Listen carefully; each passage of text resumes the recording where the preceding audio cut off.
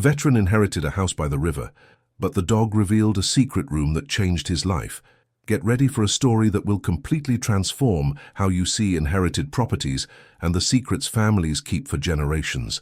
This is the extraordinary account of a veteran who inherited his estranged uncle's riverside house, only to have his service dog uncover a hidden room that revealed why his family had been torn apart for decades. What they discovered inside connected to a Civil War mystery, a fortune in gold, and a network of people who had been searching for this secret for over 150 years. Before we reveal this incredible discovery that changed not just one man's life, but rewrote American history, please hit that like button, subscribe to our channel, and ring the notification bell. Trust me, you'll never look at old houses the same way again. Part 1. The Inheritance. The letter from the law firm arrived on a Thursday morning in October, just as the leaves along the Hudson River were reaching their peak autumn colors.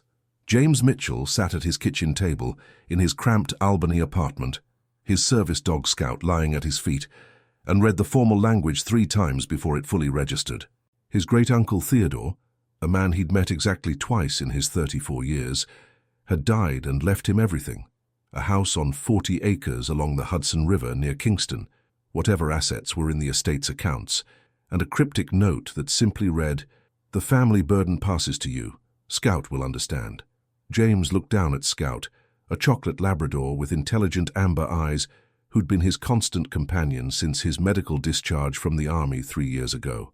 The dog had been trained at Walter Reed, specifically matched to James, for his combination of PTSD and the traumatic brain injury he'd sustained when his convoy hit an IED outside Kandahar.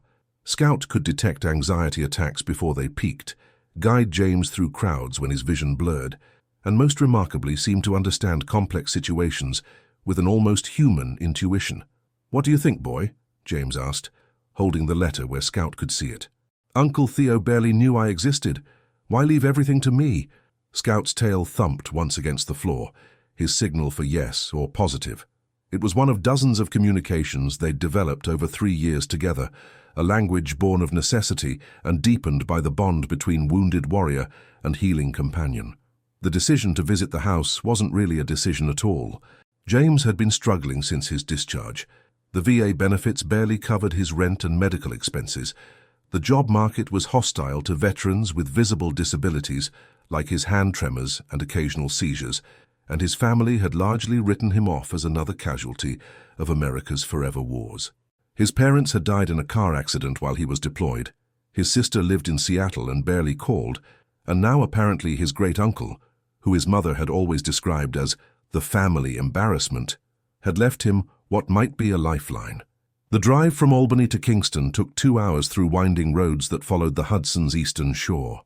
Scout sat in the passenger seat, alert and watching, occasionally placing his paw on James's leg when they passed particularly scenic overlooks, the dog's way of saying, "You should notice this." James had learned to trust Scout's observations. The dog often noticed things that human senses missed. The GPS led them off the main highway onto progressively smaller roads until they were on a private lane marked only by a rusted mailbox bearing the name T. Mitchell. The driveway was nearly a quarter-mile long, winding through dense woods that opened suddenly to reveal the house, and James had to stop the truck to simply stare. It wasn't what he'd expected. Somehow he'd imagined a rundown shack or modest cottage. Instead, a 3-story Victorian mansion stood on a rise overlooking the Hudson River, its architectural details preserved despite obvious age and neglect. The house was painted in faded blues and grays, with ornate gingerbread trim, multiple turrets and bay windows, and a wraparound porch that offered panoramic views of the river valley. It looked like something from another era, which James realized it was. The cornerstone he could see from the truck bore the date 1867. Scout whined softly, his signal for detecting something significant. The dog's nose was pressed against the window, pointing not at the house but at something beyond it, what looked like smaller outbuildings near the river's edge. "One thing at a time, Scout," James said, though he noted the dog's interest. In their partnership, he'd learned that Scout's instincts were rarely wrong. The key was where the lawyer's letter had indicated, under a painted rock shaped like a turtle near the front steps. The lock turned reluctantly, and the door opened into an entrance hall that took James's breath away. Dark wood paneling, a sweeping staircase, stained glass windows that cast rainbow patterns across Persian rugs that had to be original to the house. It smelled of age and neglect, but not decay, more like a museum that had been closed too long. Scout immediately began what James recognized as a security sweep. The same pattern the dog had been trained to use in Afghanistan for detecting explosives or hidden threats. The behavior should have been concerning, but Scout wasn't showing signs of danger, just intense interest. The dog moved systematically through the first floor, parlor, dining room, kitchen, library, each room frozen in time with furniture from the late 1800s mixed with more modern additions that looked to be from the 1970s or 80s, probably the last time Uncle Theodore had updated anything. It was in the library that Scout's behavior changed dramatically. The dog stopped at a section of built-in bookshelves on the eastern wall, sat in his alert position, and gave a soft bark, his indication for important discovery. James approached, running his hands along the shelves, the books, the wood paneling. Everything seemed solid, normal, until his fingers found an inconsistency in the wood grain, a seam that shouldn't exist. "What did you find, boy?" Scout pawed at a specific spot near the floor, where a carved rose in the woodwork seemed slightly more prominent than its matching decorations. James pressed it, felt it give slightly, then heard a click. A section of the bookshelf swung inward on hidden hinges, revealing darkness beyond. James's military training kicked in. He retrieved a flashlight from his truck, told Scout to wait, and peered into the opening. Stone steps descended into what must be the basement, but the construction was older than the house above. The stonework looked almost colonial. Against his better judgment, but trusting Scout's calm demeanor, he descended. The hidden room was perhaps 20 feet square, with stone walls that wept moisture from the nearby river, but it was dry enough to have preserved its contents. Dozens of wooden crates, some marked with US Army stamps from the 1860s, others unmarked but clearly of the same era. Maps covered one wall, not modern maps, but hand-drawn surveys of the Hudson Valley from the Civil War period. And at the center, on a table that looked handmade from ship's timbers, lay an open journal, a revolver that James recognized as a Colt Army Model 1860, and a collection of gold coins that gleamed even under his flashlight beam. The journal's first entry was dated April 20th, 1865, 5 days after Lincoln's assassination. "My name is Captain Josiah Mitchell, 2nd New York Cavalry, and I fear I am a dead man writing. What we have done in service to the Union may be judged treason by those who come after. The gold we took from the Confederate convoy was meant for purchasing arms from European suppliers. By rights, it should go to the Treasury. But the men who died for it, Reynolds, Kowalski, Chen, Dubliner, were promised shares for their families. The war is over, Lincoln is dead, and I fear the government will forget its promises to soldiers' widows, as it always has. I have built this chamber using the Chinese methods shown to me by Chen before the fever took him. The house above will be constructed to hide it. Each generation must choose, reveal the truth and risk everything, or keep the secret and preserve the fortune for when it's truly needed. I pray my descendants will choose wisely." James sat down hard on a crate, his mind reeling. His family had been sitting on Civil War gold for over 150 years. Scout padded down the stairs, having apparently decided it was safe, and began his own investigation of the room. The dog went straight to the far wall, where more recent additions were evident. Filing cabinets from the 1950s, plastic storage containers from the 90s, and a modern laptop that couldn't be more than 5 years old. The laptop was password protected, but a sticky note underneath it had Scout Nose written in shaky handwriting. James looked at his dog, who had positioned himself next to a specific filing cabinet, pawing at the bottom drawer.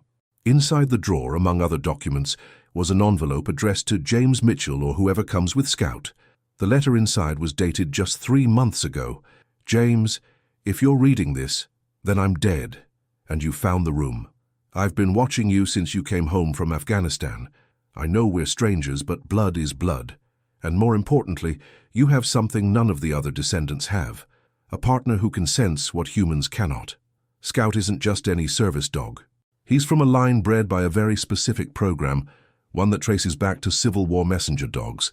They have an ability to detect gold and silver, something about the metal's interaction with electromagnetic fields. It's why he led you here. The Confederate gold is real, but it's not the real secret. The real secret is what Captain Josiah discovered when he was hiding it, This land sits on one of the largest undiscovered gold veins in the eastern United States. The Confederates weren't transporting gold through here by chance. They knew about the vein. So did the Native Americans before them. So did the Dutch before them. For 150 years, our family has been the guardian of this secret. We've taken what we needed, little by little, selling small amounts to survive but never enough to attract attention. But now things are changing. A mining company called Apex Minerals has been buying land all around us. They know something is here. They've offered to buy this property 17 times in the last 2 years. I've refused, but dead men can't refuse anything. The laptop contains everything: geological surveys, assay reports, legal documents, and most importantly, evidence of what Apex has done to other families who wouldn't sell. This isn't just about gold anymore. It's about protecting the river, the land, and the truth about what really happened here during the war. Trust Scout. He knows things. It's in his breeding, his training, but also something more. The indigenous people who originally lived here called this place where the earth speaks. I think Scout can hear it. Your inheritance isn't just property and gold. It's a responsibility that's been passed down for 6 generations. I'm sorry to burden you with it, but you're the only one left who might understand. You fought for your country. Now you need to protect this small piece of it. Theodore Mitchell, P.S. Check the frame of the portrait above the fireplace. You'll need what's hidden there. James sat in stunned silence, processing the layers of revelation. Scout had moved to sit beside him, the dog's warm weight against his leg grounding him in reality. This wasn't just an inheritance. It was a multi-generational secret that connected the Civil War, geological treasure, modern corporate greed, and somehow his dog's apparently unique abilities. Part 2. The discovery deepens. James spent the next 3 days systematically exploring both the hidden room and the main house, with Scout guiding him to discovery after discovery. The portrait above the fireplace, a stern-looking man in Union Army uniform who James now knew was Captain Josiah Mitchell, had indeed concealed something. A leather portfolio containing land deeds, mineral rights documentation, and most surprisingly, a treaty signed with the local Native American tribe in 1864, granting the Mitchell family guardianship of the land until the river runs backward and the earth sleeps. The laptop, once he'd figured out the password, Scout's AKC registration number, which Theodore had somehow obtained, revealed a 20-year investigation into Apex Minerals. The company was a subsidiary of a larger conglomerate with ties to international mining operations that had devastated communities in Peru, the Philippines, and West Virginia. Their methodology was consistent: identify mineral deposits, buy surrounding land, create environmental or economic pressure on holdouts, then acquire the crucial properties through foreclosure, eminent domain, or mysterious accidents that left properties in probate. Theodore had documented 17 families in the Hudson Valley who'd sold to Apex under suspicious circumstances. 3 had died in accidents within a year of initial refusal. 5 had faced sudden tax audits that bankrupted them. The rest had experienced vandalism, livestock poisoning, or well contamination that forced them to sell. But Theodore had also documented the vein itself. Using ground-penetrating radar and carefully disguised test bores, he'd mapped a gold deposit that ran for miles along the river, with the richest concentration directly under the Mitchell property. Conservative estimates put its value in the billions, enough to trigger a gold rush that would destroy the entire valley's ecosystem. Scout, meanwhile, had been conducting his own investigation. The dog had developed a routine of sitting at specific spots around the property, always facing the same direction, toward the river. When James finally mapped these spots, they formed a perfect line following what Theodore's surveys showed was the main gold vein. On the 4th day, while James was reviewing legal documents in the library, Scout began agitating in a way James had rarely seen. The dog was pacing, whining, pawing at the door. When James let him out, Scout ran directly to one of the outbuildings near the river, a structure that looked like an old boathouse. Inside, they found evidence that someone had been there recently. Fresh scratches on the lock, footprints in the dust, and most alarmingly, sophisticated electronic equipment that was definitely not 150 years old. Someone had been surveying the property illegally. James pulled out his phone to call the police, but Scout knocked it from his hand, a trained behavior for preventing him from actions that might cause harm. The dog then led him to a window, where James could see a van parked on the access road, partially hidden by trees. They were being watched. Military training took over. James photographed everything with a digital camera, uploaded the images to a cloud server, then carefully restored the boathouse to how they'd found it. He and Scout left through a different door, circling back to the main house through the woods. From an upstairs window, he watched the van for 2 hours until it finally left, getting a clear photo of the license plate. That evening, as James was debating his next move, Scout alerted to a visitor long before the doorbell rang. It was a woman in her 60s, well-dressed, but wearing practical boots, carrying what looked like a pie. "Mr. Mitchell? I'm Sarah Crowfeather. I live on the adjacent property to the north. I knew your uncle well, and I think we need to talk." James invited her in, noting how Scout immediately relaxed in her presence, the dog's endorsement worth more than any introduction. Sarah settled into the parlor as if she'd been there many times before, which, she explained, she had. "Your uncle and I worked together for the last 20 years, she began. "My family, my real family, not the one on paper, are the original inhabitants of this land. The treaty your ancestors signed with my ancestors is real and binding. We've been partners in protecting this place since 1864. She explained that the Native American tribe had always known about the gold, but considered it sacred, part of the earth's bones that shouldn't be disturbed. When Captain Josiah had arrived with his Confederate gold, seeking a place to hide it, her ancestors had recognized a kindred spirit, someone who understood that some treasures were worth more hidden than revealed. The gold vein isn't just mineral wealth, Sarah continued. It's part of a larger geological formation that affects the entire river system. Disturb it, and you risk contaminating the Hudson's watershed for millions of people. Apex knows this and doesn't care. They'll extract what they can, leave the mess, and move on. "So what did Theodore do about it?" James asked. "He fought them legally for as long as he could, but he was old, sick, and running out of money. That's why he reached out to you. He'd been watching you since you came back from Afghanistan, investigating your background, your character. When he learned about Scout, about his specific training and bloodline, he knew you were the right choice." "What's special about Scout's bloodline?" James asked, looking at his dog, who was now lying contentedly at Sarah's feet. Sarah smiled. "May I?" She held out her hand to Scout, who immediately placed his paw in it. She examined the pads carefully, then looked at his eyes, finally running her hands along his skull. "Your dog is descended from a very particular line that goes back to the Civil War. They were bred by a German immigrant who worked with my ancestors. These dogs can sense mineral deposits, yes, but also water flows, seismic activity, and what we call earth songs, vibrations in the ground that predict changes.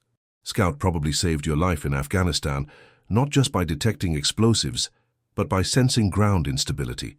James thought back to several instances where Scout had redirected their patrol routes for no apparent reason, only to have them avoid IED explosions or ambushes. He'd attributed it to the dog's training, but maybe there had been more to it. "Apex has been escalating," Sarah continued. "They've made offers to every property owner within 5 miles. Everyone has sold except you, me, and old Ben Harrison downstream. They're going to increase pressure now that Theodore is gone. You need to be ready."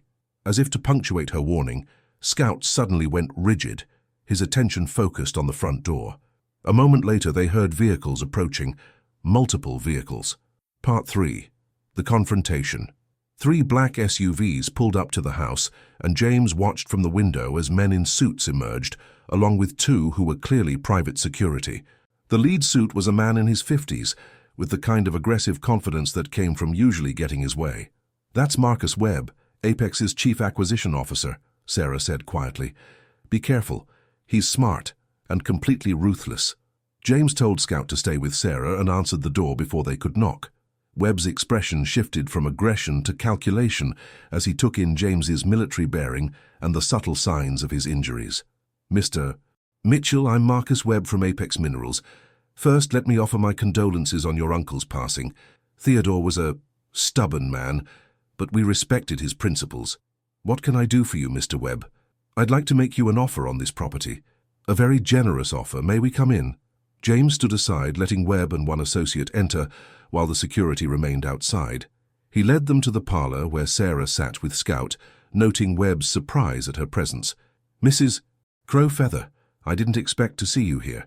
Theodore was my friend, Mr. Webb. I'm here to support James during this difficult time. Webb's expression suggested he knew there was more to it, but he proceeded with his pitch. The offer was stunning. $5 million for the property, cash with a closing date within 30 days. That's 10 times what this property is worth on the open market, Webb said. Your uncle turned down $2 million. I'm hoping you're more practical. Why do you want it so badly? James asked directly. Webb smiled. We're assembling land for a conservation project. This would complete a continuous corridor along the river. It was such an obvious lie that even Scout made a dismissive snort. Webb's expression hardened. Look, Mr. Mitchell, James, you're a veteran. You've served your country. And from what I can see, your country hasn't exactly returned the favor. This money could set you up for life. Medical care, a comfortable home, no more worrying about VA benefits or disability checks. And if I refuse? Webb's friendly mask slipped slightly. Property ownership comes with many responsibilities. Taxes, maintenance, legal compliance with various regulations. Your uncle managed it, but he had resources you might lack. This house alone needs probably $1 million in repairs to meet current codes. The county has been lenient, but new ownership often triggers reassessment. The threat was clear. Sarah started to speak, but Scout suddenly moved, positioning himself between Webb and James in a protective stance that wasn't quite aggressive, but definitely warning. Webb stood. I'll leave my offer on the table for 1 week. After that, it drops by $500,000 each week. I encourage you to consult with lawyers, financial advisors, whoever you need. But understand, Apex will own this property eventually. The only question is whether you profit from it or not. After they left, James's hands were shaking, not from fear but from rage. It was the same feeling he'd had in Afghanistan when local warlords threatened civilians. Sarah placed a calming hand on his arm. Theodore lasted 20 years against them, but you have something he didn't. You're young, you're trained, and you have Scout. Plus you have me and the tribal council. We've been preparing for this. She explained that the tribe had been documenting Apex's activities for years, building a legal case that went beyond simple corporate intimidation. They had evidence of environmental crimes, bribery of local officials, and connections to international criminal organizations. But we needed someone with standing to bring the case forward, Sarah said. As the landowner with mineral rights, you have that standing. The question is, are you willing to fight? James looked around the house that had been in his family for 150 years, thought about the gold hidden below and the greater treasure in the ground itself, considered the threat to the river that supplied water to millions. Then he looked at Scout, who was watching him with those intelligent amber eyes. They threatened the wrong veteran, James said, and they definitely threatened the wrong dog. Part 4. The investigation. Over the next 2 weeks, James threw himself into investigation with the same intensity he'd once applied to combat missions. The hidden room became his command center, with maps and documents covering every surface, the laptop running searches and analysis 18 hours a day. Scout adapted to their new routine, conducting regular patrols of the property and alerting James to any intrusions, of which there were several. Apex's surveillance was constant, but clumsy. They had people watching from the road, drones flying overhead, illegally as James documented, and twice Scout detected someone attempting to access the outbuildings at night. James installed trail cameras and motion sensors, creating a security perimeter that would have made his old base commander proud. Sarah introduced him to the tribal council's legal team, led by a Harvard-educated lawyer named Robert Clearwater, who'd been fighting mining companies for 2 decades. Robert reviewed Theodore's documentation and whistled. This is extensive, but we need more. Apex has excellent lawyers. We need to prove not just intimidation, but actual crimes. The breakthrough came from an unexpected source. While cleaning out Theodore's bedroom, James found a hidden panel behind a dresser. Inside was a collection of USB drives labeled with dates going back 5 years. They contained audio recordings. Theodore had been secretly recording his interactions with Apex representatives. The recordings were damning. Webb and others discussing contaminating wells, arranging accidents, bribing local officials. One recording from just 6 months ago had Webb saying, "The old man won't last another winter. Once he's gone, the nephew is a damaged vet who'll take the first offer we make." But there was something else on the drives. recordings of conversations between Webb and someone identified only as the Colonel, discussing not just the Hudson Valley gold, but a larger operation. Apex was systematically acquiring lands over mineral deposits across the country, using the same tactics, with plans to extract resources regardless of environmental impact. "This is RICO territory," Robert said after reviewing everything. "Racketeering, conspiracy, environmental crimes. But we need one more piece, proof of their actual knowledge of the environmental damage they'll cause." That proof came from Scout in his way. The dog had developed a new behavior, repeatedly leading James to a specific spot on the riverbank and digging. When James finally investigated thoroughly, he found what Scout had sensed: a monitoring station, professionally installed, measuring water quality, flow rates, and mineral content. It was Apex equipment, proving they knew exactly what mining would do to the river. But Apex wasn't waiting idly. The pressure increased daily. James received notices of code violations for the house, tax reassessments that tripled his burden, and citations for supposed environmental violations on his property. His VA benefits were suddenly under review. His truck was vandalized. Dead animals appeared on his doorstep. Scout's presence was the only thing keeping James stable through the harassment. The dog seemed to understand the stakes, becoming more protective, more alert. Several times, Scout's warnings prevented what could have been serious incidents. A cut brake line detected before James drove. Poisoned meat left where Scout would normally patrol. A man with a gun spotted approaching the house at night. It was this last incident that changed everything. James had been ready, his own weapon legal and loaded. The intruder fled when spotted but dropped something. A phone with text messages from Webb ordering the final solution to the Mitchell problem. Part 5. The Revelation. With evidence of attempted murder, Robert Clearwater was able to get federal law enforcement involved. The FBI had been investigating Apex for other crimes, and James's evidence provided the missing pieces they needed. But as the investigation deepened, they uncovered something even more significant. The Confederate gold in James's basement wasn't random. It was payment for something specific.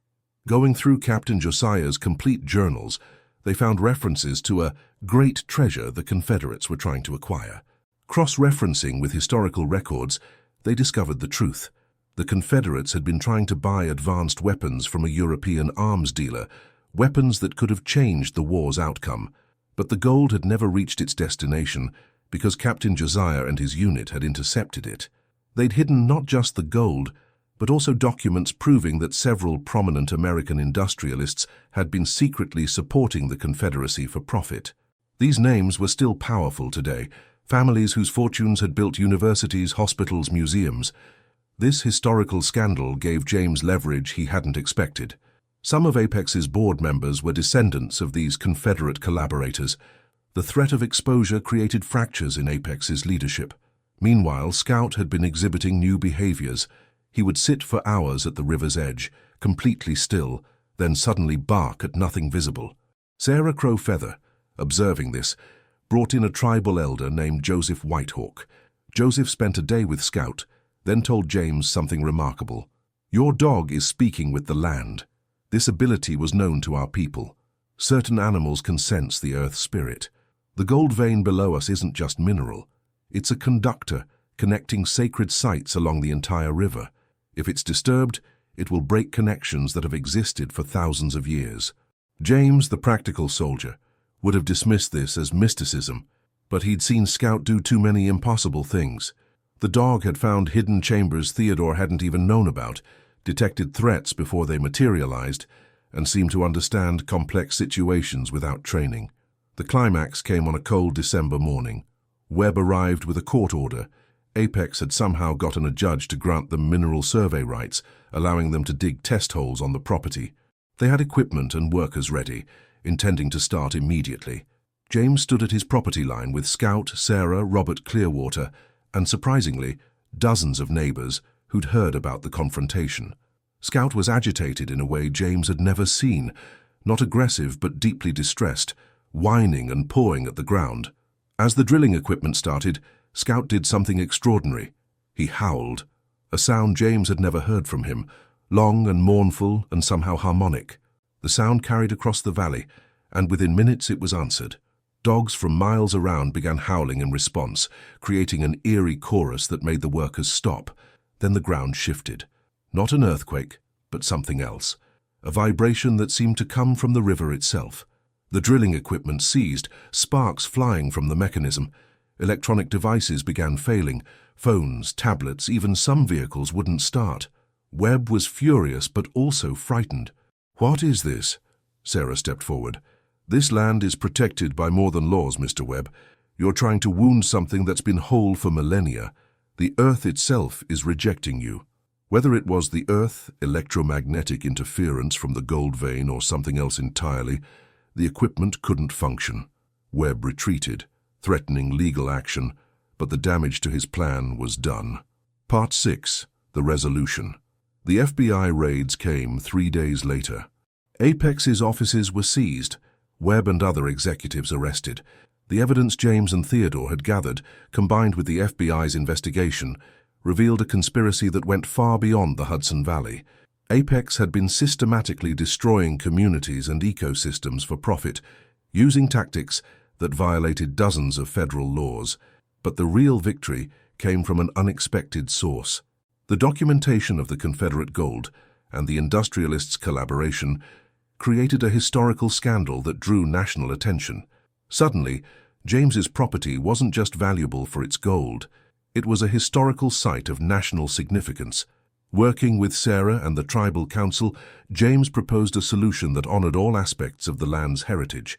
The property would be placed in a trust, jointly managed by the Mitchell family, the Native American tribe, and a historical preservation society. The Confederate gold would be donated to a museum, with proceeds funding scholarships for descendants of slaves and Native Americans. The gold vein would remain untouched, protected by both legal and sacred covenants. The hidden room became part of a museum that told the complete story. Captain Josiah's choice to hide the gold, rather than profit from it, the generations of Mitchells who'd protected the secret, Theodore's battle against corporate greed, and the Native American history that predated it all. Scout became something of a celebrity, the dog who'd saved a river valley. Animal behavior specialists studied his abilities, confirming that certain dog bloodlines did indeed have sensitivity to electromagnetic fields and mineral deposits. Scout's lineage was traced back not just to Civil War dogs, but to Native American dogs bred for similar abilities centuries earlier. James found himself transformed by the experience. The fight had given him purpose beyond his own survival, a mission that used his military skills for protection rather than destruction. The house by the river became a gathering place for veterans dealing with PTSD. With Scout and his offspring, he'd been bred with a similar bloodline, providing therapy and companionship. Sarah Crow Feather became a close friend and mentor, teaching James about the land's deeper significance. The tribal council formally adopted him as an honorary member, recognizing him as a true guardian of the land. The ceremony was held at the river's edge, with Scout sitting beside James, both of them now part of something ancient and enduring. A year after the confrontation, James stood in the renovated house, now partially a museum and partially his home. The hidden room was preserved but accessible, its secrets revealed but its significance maintained. Tourists came to learn about the Civil War gold, the Native American heritage, and the modern battle against corporate exploitation. But for James, the real treasure was simpler. He'd found home, purpose, and healing. Scout, now middle-aged but still vital, lay by the fireplace in the spot he'd claimed that first day. The dog's work wasn't done. He still patrolled, still detected threats, still seemed to commune with the land in ways that defied explanation. One evening, as James was closing the museum section, a young veteran arrived with her own service dog, a German shepherd, with the same intelligent eyes as Scout. She'd heard about the place, about how a dog had uncovered secrets that saved a valley. "I don't know what I'm looking for," she admitted. "Just purpose, I guess. A reason to keep going." James looked at Scout, who had already moved to greet the new dog, their interaction immediate and profound. "Sometimes," James said, "the purpose finds you, or your dog finds it for you. Come on, let me show you the hidden room. Let me tell you about what's worth protecting." As they descended into the chamber where it all began, James reflected on the journey from wounded veteran to guardian of historical truth. The gold was still there, they'd kept some for display, but its value had been transcended by something greater. The knowledge that some things were worth more protected than exploited, that dogs could sense truths humans missed, and that family legacies weren't always about blood, but about responsibility passed from one guardian to the next. Epilogue. 5 years later, the Mitchell House had become a landmark along the Hudson River, not just for its museum but for the veterans program James had established. Using funds from the Apex settlement, the company had been forced to pay massive damages. He'd created a residential program where veterans with PTSD could stay while training service dogs from Scout's bloodline. Scout himself, now elderly but still sharp, had become the patriarch of a line of dogs with extraordinary abilities. His puppies and grandpuppies served not just as service animals, but as detection dogs for archaeological sites, environmental monitoring, and yes, finding mineral deposits, though always for preservation rather than exploitation. James had married Sarah Crowfeather's niece, Rebecca, a veteran herself who'd lost her leg in Syria. Together they ran the program, lived in the house, and continued protecting the land. Their daughter, born on a spring morning with Scout keeping watch, was named Josephine, after Captain Josiah, whose difficult choice had started it all. The gold vein remained untouched, a sleeping giant beneath the valley. Sometimes on quiet nights, James could swear he felt it humming through the ground, a vibration Scout had taught him to perceive. It was the Earth's heartbeat, Sarah said, and as long as they could feel it, they knew the land was healthy. Webb had been convicted and sentenced to 20 years. Apex had been dissolved, its assets distributed to communities it had harmed. The revelations about Confederate gold and industrial collaboration had led to a national reckoning about hidden history and the obligations of inherited wealth. But for James, the greatest satisfaction came from smaller moments. Veterans arriving broken and leaving whole. Dogs learning to sense what humans couldn't perceive. The river running clean and free, undisturbed by industrial greed. The hidden room, once a secret burden, now a public trust that educated thousands about the complex layers of American history. On the 5th anniversary of discovering the room, James held a gathering for all the veterans who'd passed through the program. They stood by the river with their dogs, all descendants of Scout or similar bloodlines, and shared their stories of discovery, healing, and purpose. "Scout found more than gold," James said, addressing the group. "He found proof that some secrets are worth keeping, some treasures worth protecting, and some inheritances are about more than property. He taught me that dogs know truths we've forgotten, that land holds memories we need to preserve, and that the real value of inheritance isn't what you receive, but what you choose to protect." Scout, ancient now, white-faced and slow-moving, raised his head at the sound of his name. His tail thumped once against the ground, his old signal for yes. He'd completed his mission, not just finding the hidden room, but ensuring its secrets were used for healing rather than harm. As the sun set over the Hudson River, painting the water gold, James thought about Captain Josiah, who'd started this chain of guardianship. He thought about Theodore, who'd held the line against modern greed.